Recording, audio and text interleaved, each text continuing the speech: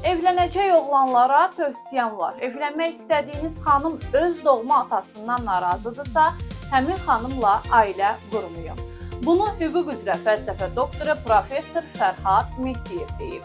Onun sözlərinə görə, qız əgər onun əziyyətini çəkmiş doğma atasının qədrini bilmirsə və ona nankorluq edirsə, çətin ona yad bir kişiyə hörmət və qayğı bəsləsin. Stat: Desəniz ki, niyə bu qeydimi qızlar haqqında verib, oğlanlar haqqında yazmıram? Məsələ valideynə münasibətdən gedir. Valideyn də insan üçün müqəddəs varlıqdır. Oğlanlar adətən valideynlərindən razı olur, anasından da, atasından da. Qızların beyinlərini isə valideynlərin səni uşaqlıqda travma yaşadıblar deyən şarlatan 2 həftəlik sertifikatlı psixoloqlar pozur və poza bilir.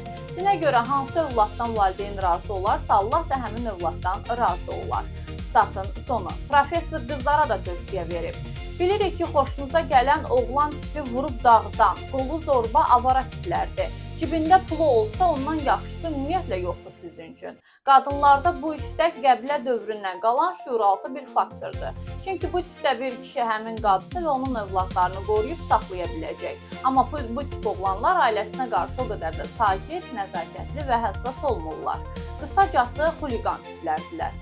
Siz heç görmüsünüzmü ki, kitabxanada elmlə məşğul olan oğlanları qızlar bəyənsin? Çox nadir hallarda.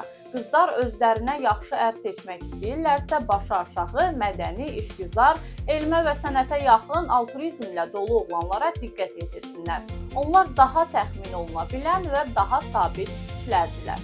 Statın sonu.